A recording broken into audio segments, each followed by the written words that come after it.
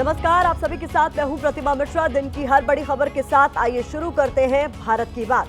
शुरुआत उन खबरों से जिन पर विस्तार से होने वाली है आज बात। पहली खबर में महाराष्ट्र का नया सीएम कौन होगा, आपको वो बताएंगे। साथ ही ये भी दिखाएंगे कि कैसे आज एकनाथ शिंदे ने सीएम पद को लेकर सरेंडर कर दिया। वो जब प्रेस कॉन्फ्रेंस करने के लिए आए तो उनके चेहरे पर चुनाव नतीजों के दिन वाली खुशी क्यों गायब थी, करेंगे विश्लेषण। शिंदे के सरेंडर की स्क्रिप्ट कैसे लिखी गई, कल इस्तीफा देने से लेकर आज शाम 4 बजे मीडिया से बात करने तक पर्दे के पीछे ऐसा क्या हुआ कि शिंदे का हृदय परिवर्तन हो गया। इनसाइड स्टोरी होगी आपके लिए। संभल के संग्राम पर देश के सियासतदानों से सवाल पूछेंगे कि क्या हम संभल से कोई सबक लेंगे, क्या संभल जैसे मंदिर मस्जिद वाले विवादों को शांति से निपटाने की कोशिश करेंगे। भारत की बात में 8:30 बजे महाराष्ट्र के बाजीगर पर स्पेशल रिपोर्ट होगी। विस्तार से बताएंगे कि कैसे देवेंद्र फडणवीस के सीएम बनने का रास्ता साफ हो गया है। लेकिन शुरुआत हम करने जा रहे हैं भारत की बात की सबसे अहम खबर के साथ। और सबसे पहली खबर है महाराष्ट्र की, जहां कार्यवाहक मुख्यमंत्री एकनाथ शिंदे ने आज महायुति के मुख्यमंत्री का सस्पेंस खत्म कर दिया है। मंगलवार को सुबह 11 बजे शिंदे ने राजभवन जाकर पद से इस्तीफा दिया था। 29 घंटे बाद वो आज शाम 4 बजे मीडिया के सामने आए।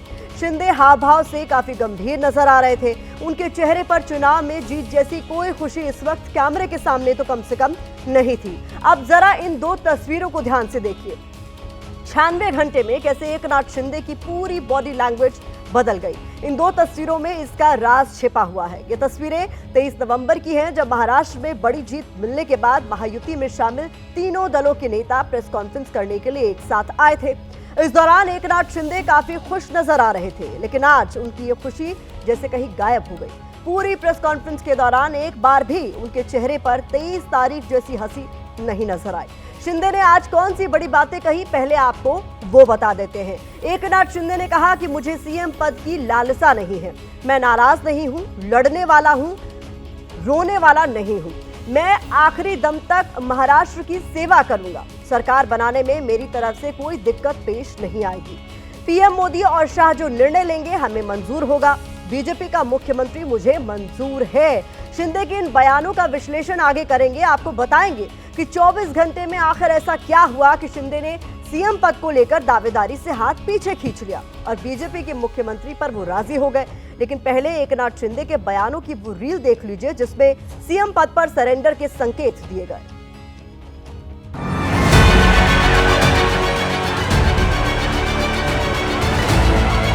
सपना बाला साहब ठाकरे जी का था, आम शिव सैनिक को मुख्यमंत्री बनाना। वो मुख्यमंत्री बनाने का सपना मोदी जी और अमित भाई ने पूरा किया।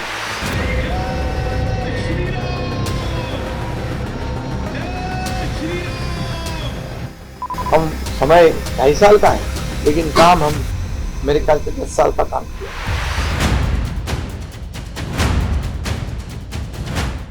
ऐसी चर्चाएं हैं, कोई नाराज है, कोई बैठा है घर में। हम नाराज बिराज होने वाले लोग नहीं हैं। हम लोग लड़ने वाले लोग हैं, लड़कर काम करने वाले लोग हैं, लोगों के जीवन में बदलाव लाने वाले लोग हैं। इसलिए अभी जो विक्ट्री हासिल हुई है, इससे हमारी और जिम्मेदारी बढ़ गई है। मैंने अमित भाई जी को भी फोन किया, मोदी जी को भी फोन किया। सरकार बनाने में हमारी तरफ से कोई भी रुकावट, कोई भी अड़चन, कोई भी कुछ भी किसी भी तरह का अड़ंगा नहीं है। आप बेशक आप निर्णय ले लो, उस निर्णय की तामील हो जाएगी, निर्णय की अमल हो जाएगी।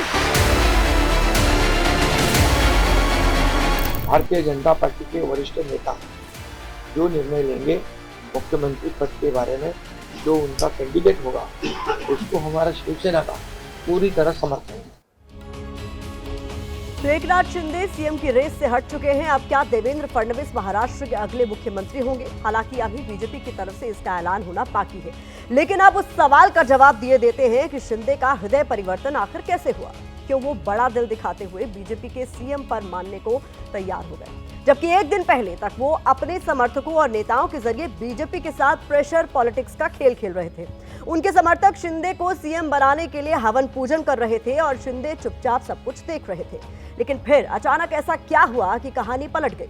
एबीपी न्यूज की पॉलिटिकल एडिटर मेघा प्रसाद को सूत्रों से मिली जानकारी के मुताबिक आपको बता दें कि बीजेपी इस बार सीएम पद पर किसी भी तरह के कॉम्प्रोमाइज के मूड में नजर नहीं आ रही। इसके पीछे सबसे बड़ी वजह है विधानसभा चुनाव में बीजेपी को बम्पर सीटें मिलना।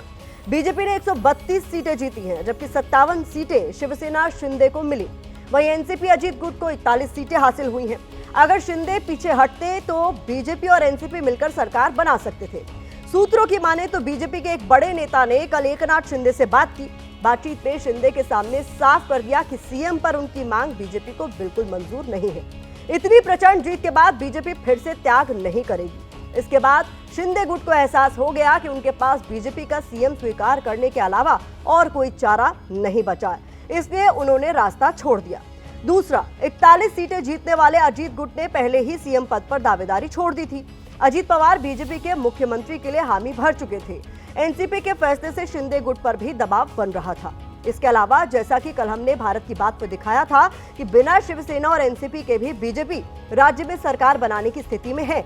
हमने दर्शकों को वो पूरा फॉर्मूला डिकोड करके समझाया था, लिहाजा दोनों दलों पर इसका भी दबाव था। शिंदे के सरेंडर का एक कारण हिंदू वोट बैंक भी हो सकता है, क्योंकि माना जाता है कि हिंदुओं ने इस बार एकजुट होकर महायुति को वोट किया। खासकर बीजेपी को इसका सबसे ज्यादा फायदा हुआ। इसमें संघ ने भी बड़ी भूमिका निभाई है। आने वाले समय में बीएमसी का चुनाव होना है, तो इस माहौल को बनाए रखने के मकसद से भी शायद शिंदे को पीछे हटना पड़ा है। बीजेपी सीएम पर कोई समझौता नहीं करेगी, इसके संकेत चुनाव प्रचार से ही मिलने लगे थे। आपको गृह मंत्री अमित शाह का एक पुराना बयान सुनाते हैं, जिसमें उन्होंने देवेंद्र फडणवीस की दावेदारी को लेकर बड़ा इशारा किया था। मैं महाराष्ट्र में 1.5 महीने पहले पूरे महाराष्ट्र का दौरा किया हूं। जहां जहां गया, विदर्भ गया, मुंबई गया, कोंकण गया, कोल्हापुर गया, उत्तर महाराष्ट्र जलगांव गया, जहां गया वहां एक ही बात है, महायुति की सरकार बनानी है, देवेंद्र भाई को विजयी बनाना। सीएम पद पर शिंदे के सरेंडर ने विरोधियों को भी बोलने का मौका दे दिया। कांग्रेस के मुंह में जीत की जलेबी भले ही ना आई हो, लेकिन उन्हें शिंदे की दावेदारी छोड़ने में जलेबी जैसी मिठास का एहसास जरूर हो रहा है। कांग्रेस नेता नाना पटोले कह रहे हैं कि शिंदे के मुंह से जलेबी छीन ली गई। एक दूसरे की तरफ कैसे बयानों वाले तीर छोड़े जा रहे हैं, ये भी आपको देखना चाहिए।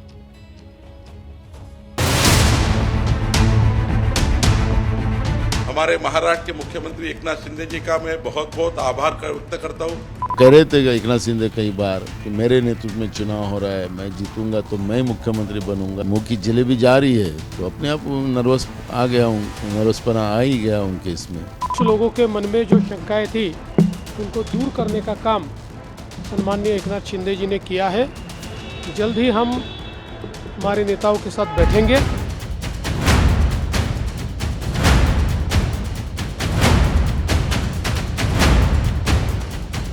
सबको ऐसा लगता है कि मेरे पार्टी का नेता ऊंचे पद पे बैठना चाहिए। वही अपेक्षा हमारी सबकी थी, हमारे लोगों की भी थी। देखो कब डिसाइड करेंगे ना किसको बनाना है, ये एकनाथ शिंदे डिसाइड नहीं करेंगे और आकाओं के मित्र करेंगे, मित्रों नहीं मित्र करेंगे। बहुत लोगों ने एकनाथ शिंदे जी के बारे में प्रश्न चिन्ह निर्माण किए थे, लेकिन उन्होंने आज जिस प्रकार से भूमिका ली है वो महायुति मजबूत करने की भूमिका है। इस बीच आज शिवसेना शिंदे गुट के सांसदों ने दिल्ली में गृह मंत्री अमित शाह से मुलाकात की और कल यानी 28 नवंबर को महायुति के तीनों बड़े नेता देवेंद्र फडणवीस, एकनाथ शिंदे और अजीत पवार दिल्ली में बीजेपी के शीर्ष नेतृत्व से मुलाकात करेंगे। हो सकता है कि उस मुलाकात के बाद महाराष्ट्र के सीएम का ऐलान हो जाए। आइए बढ़ते हैं आगे। महाराष्ट्र के बाद रुख कर लेते हैं यूपी के संभल का।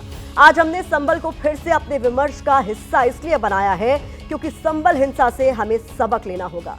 संभल जैसा संग्राम दोबारा ना हो, सबको मिलकर ये सुनिश्चित करना ही होगा।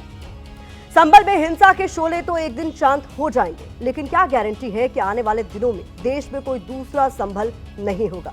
हाँ, अगर हम लोग कवि गोपाल दास नीरज की इन लाइनों का अर्थ समझकर उसे अपनी जिंदगी का हिस्सा बना ले, तब शायद संभल जैसे विवादों से बचा जा सकेगा।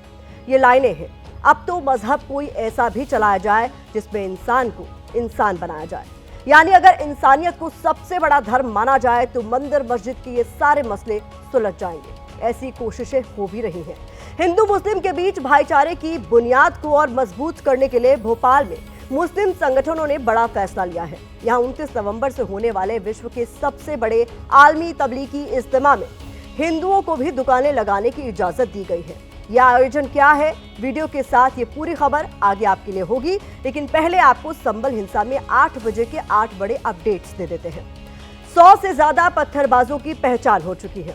हिंसा के 27 आरोपियों की इस बीच गिरफ्तारी भी हुई है। पथराव और हिंसा में 3 महिलाएं भी गिरफ्तार की गई हैं। उपद्रवियों के 27 मोबाइल फोन की जांच की जाएगी। कुछ सोशल मीडिया हैंडल्स की जांच भी की जाएगी। पुलिस ने कुछ आरोपियों की तस्वीर जारी की है। आरोपियों की पहचान के लिए पोस्टर्स जारी हुए हैं। नुकसान की भरपाई आरोपियों से ही की जाएगी, ये भी साफ है। इसके अलावा मुस्लिम संगठन जमीयत उलेमाए हिंद ने संभल को लेकर सुप्रीम कोर्ट में याचिका दाखिल की है। याचिका के साथ सीजीआई को लेटर लिखकर भी दखल देने की मांग की है। इस बीच संभल में ग्राउंड पर आज क्या हुआ है, पहले उसकी रिपोर्ट आप देख लीजिए।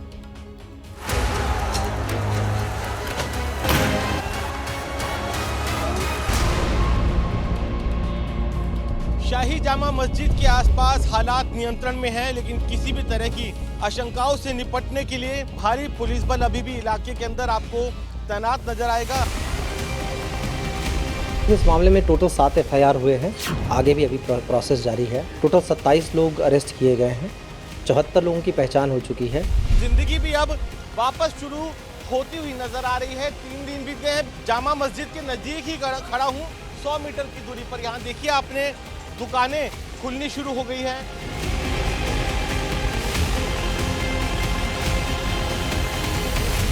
प्रशासन चाह रहा है कि दुकानें खुलें, सब खुलें। वो भी लोग आश्वासन दे रहे हैं कि सब नॉर्मल है। वैसे भी नॉर्मल है, हो चुका है। कोशिश यही कर रहे हैं सब दुकानें खोल के स्थिति को और जल्दी जितना हो सके जल्दी नॉर्मल कर लें। संभल के अंदर स्थिति बहुत अच्छी इंप्रूवमेंट है। अब कल भी बहुत दुकान खुल गया, सभी लोग अपना अपना काम कर रहे, स्कूल खुल गया, सभी लोग आपस में जा रहा आ रहे हैं और मार्केट में अच्छी तरीके का स्पीड भी बढ़ गया है। संभल में उपद्रवियों के पोस्टर लग चुके हैं। उन पर देशद्रोह का मुकदमा चलाने की चर्चा हो रही है, लेकिन पोस्टर के मसले पर हिंदू मुस्लिम वाली पॉलिटिक्स भी शुरू हो गई है।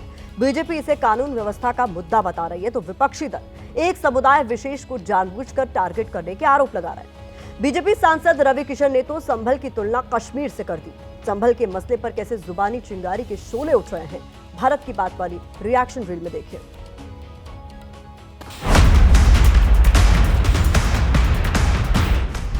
ये कौन वर्गलाता है, कौन कश्मीर में भी ऐसे मूवमेंट करता। कृपया मेरी निवेदन है, रिक्वेस्ट है, संभल को आप लोग कश्मीर का चेहरा ना दें। पुलिस कैसे कह रही है कि वो पुलिस की गोली नहीं चली?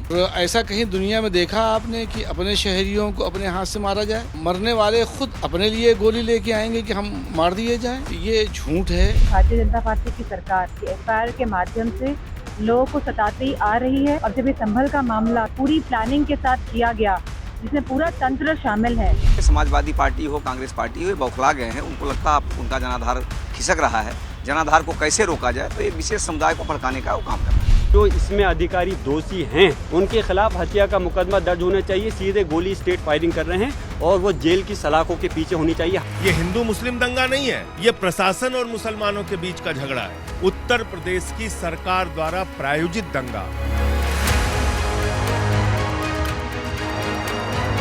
जो भी दोषी हो, प्रशासन स्तर पर, एडमिनिस्ट्रेशन पर कहीं कोई लापरवाह या ऐसे अफसरों की भूमिका की भी जांच हो रही है कि कैसे इतनी बड़ी घटना घटी। निष्पक्ष जांच होगी और कड़ी कार्रवाई। जैसा कि हम बार बार जोर दे रहे हैं कि संभल से सबक लेना होगा, तो क्या हम संभल जैसे बाकी मंदिर मस्जिद वाले विवादों में इसकी पहल करेंगे? क्योंकि संभल कोई पहला केस नहीं है जहां मंदिर मस्जिद वाला कलेश हो रहा हो, बल्कि अयोध्या से लेकर काशी तक ऐसे मुद्दों की लंबी लिस्ट है। संभल को केंद्र में रखकर कुछ ऐसे ही विवादों की फाइल हमने आपके लिए तैयार की है। संभल की कहानी तो आपके सामने है। यहाँ हिंदू पक्ष कहता है कि बाबर ने मंदिर तोड़कर मस्जिद बनाई, जबकि मुस्लिम पक्ष इस पर 1600 साल पुरानी मस्जिद होने का दावा करते हैं। इसके अलावा वाराणसी का ज्ञानवापी विवाद और मथुरा का शाही ईदगाह विवाद हुआ, इस पर भी हिंदू मुस्लिम के दावे वाली लड़ाई है। दोनों ही मामले अदालत में चल रहे हैं।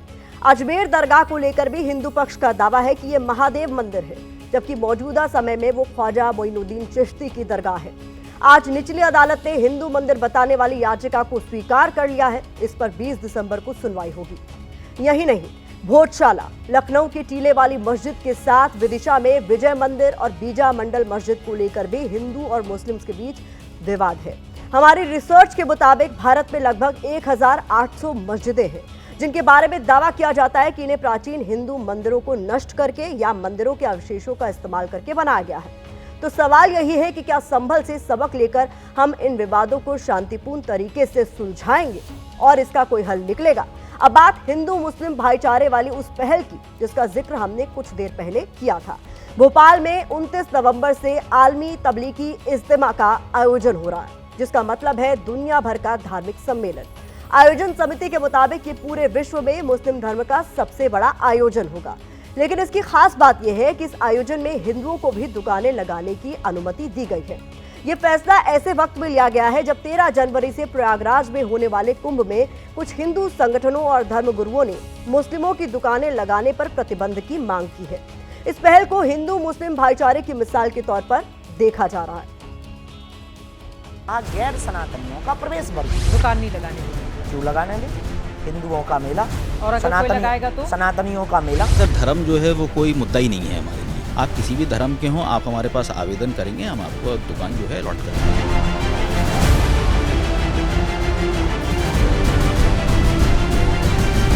तो क्या आलमी तबलीगी इज्तिमा की पहल के बाद बाबा बागेश्वर समेत दूसरे हिंदू धर्मगुरुओं का रुख बदलेगा? क्या वो प्रयागराज में होने वाले कुंभ मेले में मुस्लिमों को दुकान लगाने की इजाजत देंगे? क्योंकि भोपाल में होने जा रहे आलमी तबलीगी इज्तिमा में हिंदुओं को दुकान लगाने की कोई मनाही नहीं है। हमारे पास जो भी आवेदन आते हैं उस आवेदन को ड्रॉ ऑफ लॉट्स के थ्रू उसको फिक्स किया जाता है। उसके अंदर धर्म जो है वो कोई मुद्दा ही नहीं है हमारे लिए। प्रोडक्ट सही क्वालिटी का हो, सही प्राइसिंग में आप बेचिए। आप किसी भी धर्म के हों, आप हमारे पास आवेदन करेंगे, हम आपको दुकान जो है अलॉट करेंगे। आलमी तबलीगी इज्तिमा मुस्लिम धर्म का एक बड़ा आयोजन है। इसमें देश दुनिया के 10 लाख से ज्यादा मुस्लिम शामिल होंगे। आयोजन में इस्लाम धर्म को लेकर तकरीरें होती हैं। मुस्लिम समाज के 25,000 वॉलंटियर्स तैनात रहेंगे। इसके अलावा 1500 पुलिसकर्मी सुरक्षा में मौजूद रहेंगे। मुस्लिमों के इस बड़े धार्मिक मेले में हिंदू धर्म के दुकानदार अपनी दुकानें लगाएंगे। जरूरत तो थी कि राजनेता इस पहल का स्वागत करते, लेकिन वो इस पर भी हिंदू मुस्लिम वाली सियासत करने से बाज नहीं आ रहे। धर्मों के लोग अगर वहां जाकर मेले में जाएंगे या कुंभ के मेले में अपनी दुकान लगाएंगे तो ये ध्यान रखिए कि आज नहीं तो कल उनको सनातनी होना पड़ेगा, क्योंकि वहाँ सनातन मंत्रों का इतना उद्घोष होता है और गंगा का इतना निर्मल जल है, उसमें जो नहाएगा वो रहीम हो जाएगा। उनकी राजनीति को चोट पहुंचती है इससे। वो नहीं चाहते कि किसी एक धर्म के आयोजन में दूसरे धर्म के दूसरे समुदाय के लोग दुकानें लगाएं। ये बांटने की राजनीति बीजेपी कर रही है और उसको फिर इस तरह की चीजें बहुत पसंद है। उधर कुछ स्थानीय हिंदू संगठन इसे बाबा बागेश्वर के बयान से जोड़कर देख रहे हैं। ये एक जिस प्रकार से पूज्य बागेश्वर धाम के धीरेन्द्र कृष्ण शास्त्री ने कहा है कि हम कुंभ में इनकी दुकानें नहीं लगने देंगे, उसका पटाक्षेप करने के लिए ये इज्तिमे में हिंदुओं की दुकान लगवाई जा रही है। नहीं तो इनकी क्या मंशा है ये पूरी दुनिया में जग जाहिर है। फिलहाल मुस्लिम संगठनों की इस पहल पर भी सियासी विवाद शुरू हो गया है, लेकिन सवाल यही है कि क्या इसके बाद कुंभ में हिंदू संगठन मुस्लिमों को दुकान लगाने की इजाजत देंगे?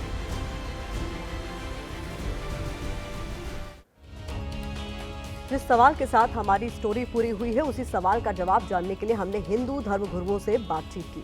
हमने पूछा कि क्या वो कुंभ में मुस्लिमों की दुकानें लगाने पर राजी होंगे। उन्होंने क्या जवाब दिया, ये भी सुनिए।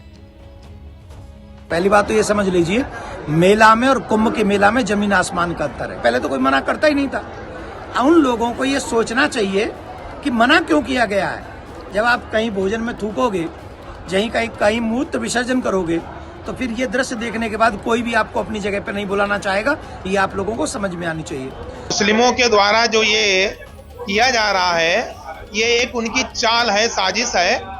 ये कोई सहिष्णुता की भावना नहीं है। इसमें ऐसा कोई रिस्क नहीं ले सकते हैं कि जिसमें हमारे कुंभ मेला की पवित्रता में संदिग्धता आए, क्योंकि मुस्लिमों का एक बार नहीं 1000 बार देखा गया है, वो हमेशा विश्वासघात करते हैं। एकमात्र सवाल है, जैसा हम सर्वे जन भवन्तु रखते हैं, सबको अपने यहाँ लेते हैं, तो इनका जो महानतम तीर्थ क्षेत्र है, क्या मैं जगत गुरु रामानंदाचार्य को वहाँ आने देंगे?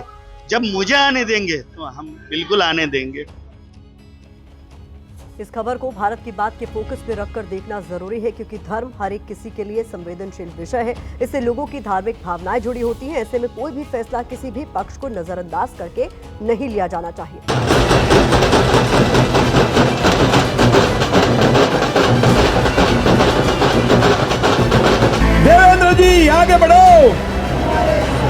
देवेंद्र जी आगे बढ़ो।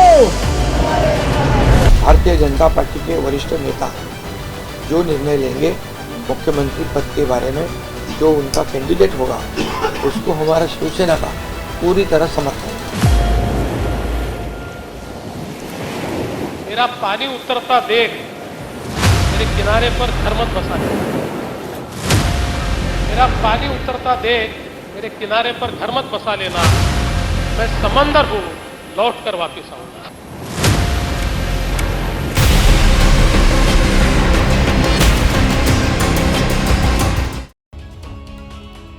महाराष्ट्र विधानसभा चुनाव नतीजों के बाद सिर्फ एक ही नाम बाजीगर की तरह सामने आया है और वो नाम है देवेंद्र फडणवीस का। आज महाराष्ट्र के कार्यवाहक मुख्यमंत्री एकनाथ शिंदे जब प्रेस कॉन्फ्रेंस करने के लिए आए तो ऐसा लगा कि बहुत सारी शंकाओं पर एक साथ विराम लग गया। एकनाथ शिंदे ने साफ कह दिया कि बीजेपी का मुख्यमंत्री जो भी बनेगा वो उन्हें मंजूर होगा। शिंदे ने यह भी साफ किया कि वो न तो नाराज है और न ही दुखी। शिंदे की इस प्रेस कॉन्फ्रेंस के बाद देवेंद्र फडणवीस की ताजपोशी का रास्ता साफ दिख रहा है, क्योंकि महाराष्ट्र में बीजेपी को ऐतिहासिक जीत दिलाने में फडणवीस ने सबसे अहम भूमिका निभाई। फडणवीस अपने चेहरे पर बीजेपी को बहुमत के बेहद करीब लेकर गए हैं और इसलिए माना जा रहा है कि बहुत जल्द बीजेपी महाराष्ट्र के सीएम के तौर पर फडणवीस के नाम का ऐलान कर सकती है।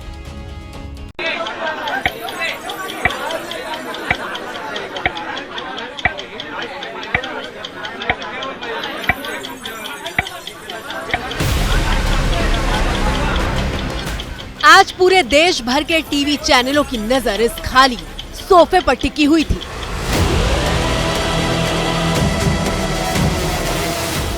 महाराष्ट्र के ठाणे में कार्यवाहक सीएम एकनाथ शिंदे ने प्रेस कॉन्फ्रेंस का ऐलान किया था। तमाम मीडिया चैनलों के माइक मौजूद थे और शिंदे का टकटकी लगाए इंतजार किया जा रहा था, क्योंकि हर तरफ बस एक ही चर्चा थी कि एकनाथ शिंदे कोई बड़ा ऐलान कर सकते हैं।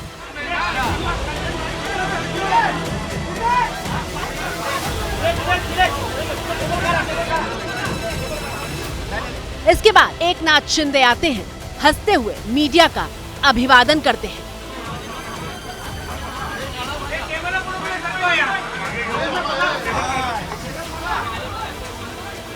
करीब 19 मिनट तक बोलने के बाद मीडिया के कहने पर एकनाथ शिंदे ने हिंदी में बोलना शुरू किया। वो जानते हैं कि महाराष्ट्र की राजनीति पर पूरे हिंदुस्तान की नज़र होती है। सबसे पहले शिंदे ने ये साफ किया कि कहीं कोई नाराजगी नहीं है। आप लोगों ने देखा है कि 2-4 रोज से ऐसी चर्चाएं हैं, कोई नाराज है, कोई बैठा है घर में। हम नाराज बिराज होने वाले लोग नहीं हैं। हम लोग लड़ने वाले लोग हैं, लड़कर काम करने वाले लोग हैं, लोगों के जीवन में बदलाव लाने वाले लोग हैं। लेकिन अभी असली बात पर आना बाकी था और एकनाथ शिंदे ने बता दिया कि उन्होंने आखिर क्या बताने के लिए मीडिया को बुलाया है। मैंने अमित भाई जी को भी फोन किया, मोदी जी को भी फोन किया। सरकार बनाने में हमारी तरफ से कोई भी रुकावट, कोई भी अड़चन, कोई भी कुछ भी, किसी भी तरह का अड़ंगा नहीं है। आप बेशक आप निर्णय ले लो, उस निर्णय की तामील हो जाएगी, निर्णय की अमल हो जाएगी। और मैं आज आप सबको कहता हूँ, भारतीय जनता पार्टी के वरिष्ठ नेता जो निर्णय लेंगे मुख्यमंत्री पद के बारे में, जो उनका कैंडिडेट होगा, उसको हमारा शिवसेना का पूरी तरह समर्थन है, पूरी तरह हमारा पाटिंबा उनको है। ये आपको बताने के लिए मैंने आज सबको बुलाया है।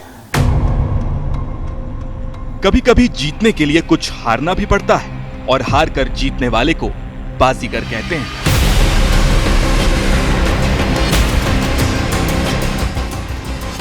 और बस यहीं से फडणवीस की ताजपोशी का रास्ता साफ होने की चर्चाएं शुरू हो गई। अजीत पवार पहले ही बीजेपी उम्मीदवार के समर्थन का ऐलान कर चुके थे। हम सब मिलके अपने गवर्नमेंट, राज्य सरकार के हिसाब से, स्टेट के हिसाब से डिसीजन ले लेंगे। एकनाथ शिंदे ने प्रेस कॉन्फ्रेंस करके बीजेपी के सीएम का रास्ता साफ किया तो कांग्रेस ने भी तंज कसने में देर नहीं की। देखो कब डिसाइड करेंगे ना किसको बनाना है, ये एकनाथ शिंदे डिसाइड नहीं करेंगे और आकाओं के मित्र करेंगे, मित्रों नहीं मित्र करेंगे। तो इसलिए स्वाभाविक है कि वो कह रहे थे एक नाथ शिंदे कई बार कि मेरे नेतृत्व में चुनाव हो रहा है, मैं जीतूंगा तो मैं मुख्यमंत्री बनूंगा, ऐसा कई बार कहा है। तो अब तो मुंह की जलेबी जा रही है, तो अपने आप नर्वसपना आ ही गया उनके इसमें।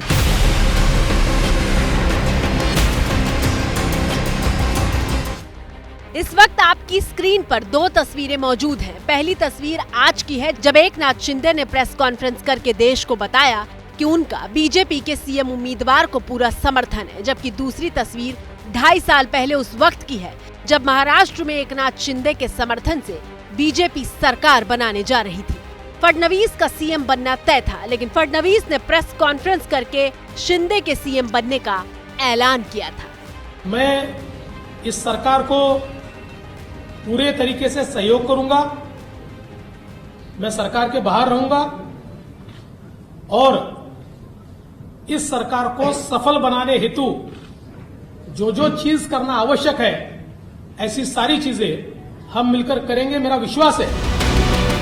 और अब एक बार फिर समय का पहिया घूम चुका है। 2.5 साल बाद की तस्वीर बदल चुकी है। पूरे महाराष्ट्र में सिर्फ देवा भाव ही गूंज रहा है। मुख्यमंत्री हमारे देवा भाव ही बनने चाहिए, ये महाराष्ट्र की समस्त जनता और हम युवाओं की मांग है। मुख्यमंत्री हो तो देवेंद्र फडणवीस जैसा हो। ताजा खबर यह है कि महायुति के तीनों नेता गुरुवार को दिल्ली पहुंचेंगे। देवेंद्र फडणवीस, एकनाथ शिंदे और अजित पवार दिल्ली में पहुंचकर पीएम मोदी, अमित शाह और जेपी नड्डा से मुलाकात करेंगे।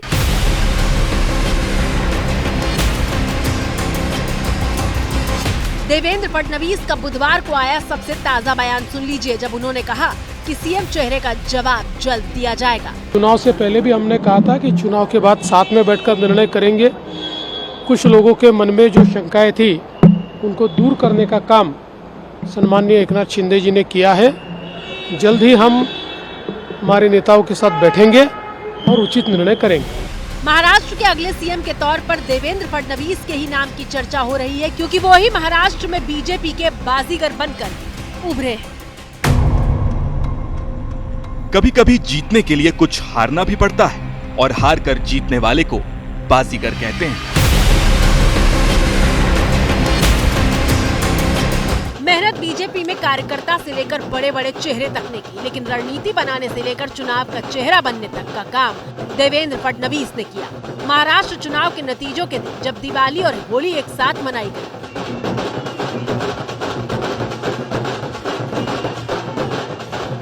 मैंने पहले ही कहा था कि मैं आधुनिक अभिमन्यु हूँ, चक्रव्यूह को भेदना जानता हूँ। हमने चक्रव्यूह को भेदा है। बिल्कुल ठीक कहा देवेंद्र फडणवीस ने। वाकई वो आधुनिक अभिमन्यु हैं, जिन्होंने महाराष्ट्र की राजनीति में विरोधियों के बिछाए गए हर चक्रव्यूह को भेद दिया है। अपने चेहरे पर फडणवीस ने महाराष्ट्र की जमीन पर बीजेपी को ऐतिहासिक जीत दिलाई है। फडणवीस के नेतृत्व में बीजेपी ने लगातार 3 बार 100 सीटें हासिल की है। महाराष्ट्र में अब तक किसी भी नेता को ऐसी उपलब्धि नहीं हासिल हुई थी। चुनाव के कुछ महीनों पहले तक जिस राज्य में बीजेपी को कमजोर बताया जा रहा था, वहां बीजेपी ने ऐसी जीत दर्ज की है कि विरोधियों का सूपड़ा साफ हो गया। लेकिन ये हुआ कैसे? फडणवीस ने यह कमाल किया कैसे? वो क्या रणनीति थी जिसने फडणवीस को एक बार फिर से महाराष्ट्र में बीजेपी का बाजीगर साबित किया? मेरी हिम्मत को परखने की गुस्ताखी मत करना, मेरी हिम्मत को परखने की गुस्ताखी ना करना। पहले भी कई तूफानों का रुख मोड़ चुका हूँ।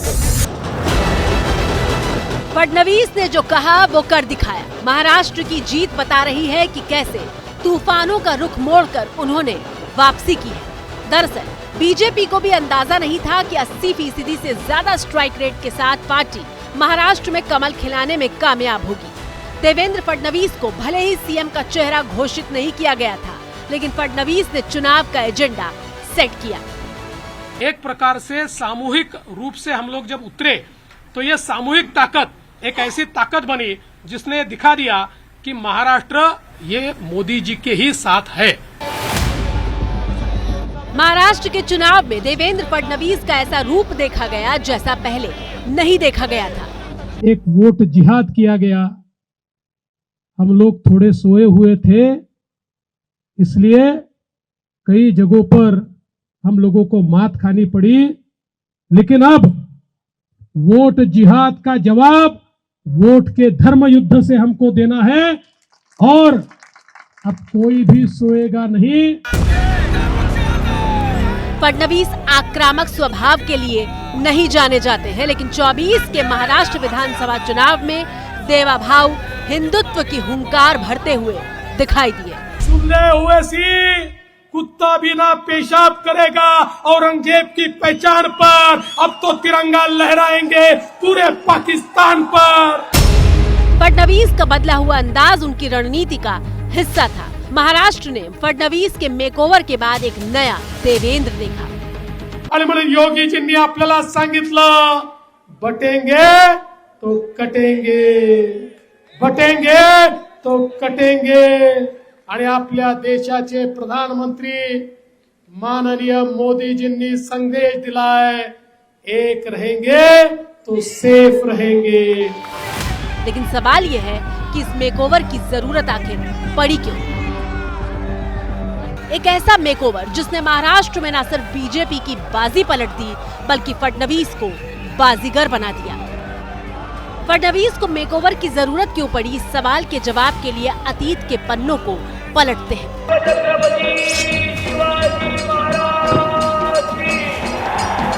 महाराष्ट्र की राजनीति में बाला साहब ठाकरे को हिंदू हृदय सम्राट के नाम से पहचाना जाता था। यही बाला साहब ठाकरे ने अपनी राजनीति की विरासत उद्धव ठाकरे के हाथ में सौंप दी और उद्धव ठाकरे को हिंदुत्व के पोस्टर बॉय पहचाने जाने लगे। लेकिन 2019 में मुख्यमंत्री पद के लिए सत्ता बनाने के लिए उद्धव ठाकरे महाविकास आघाड़ी के पास चले गए और उनकी हिंदुत्व की छवि सेक्युलर की तरफ झुकने लगी।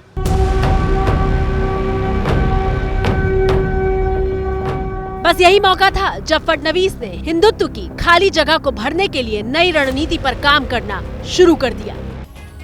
और फिर देवेंद्र फडणवीस रुके नहीं, वो हिंदुत्व की लाइन पर चलते हुए नजर आए।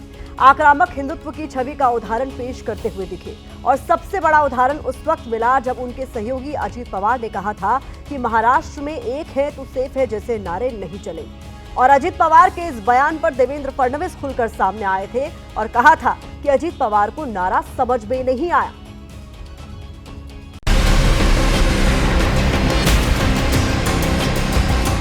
चीफ मिनिस्टर आते हैं और वो बोल देते हैं बटेंगे कटेंगे, तुरंत हमने बताया कि ये कि उत्तर प्रदेश नहीं है, नॉर्थ में ये चलता होगा।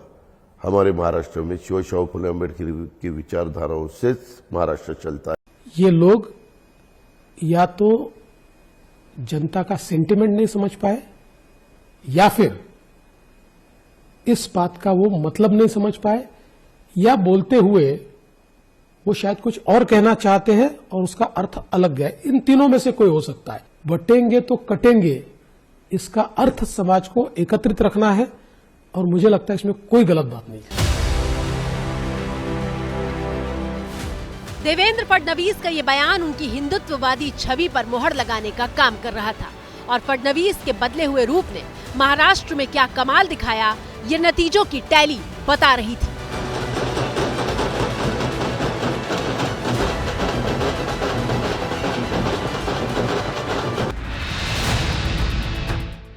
तस्वीर उस वक्त की है जब जीत के बाद महायुति यानी बीजेपी गठबंधन के तीनों नेता एक साथ नजर आए थे।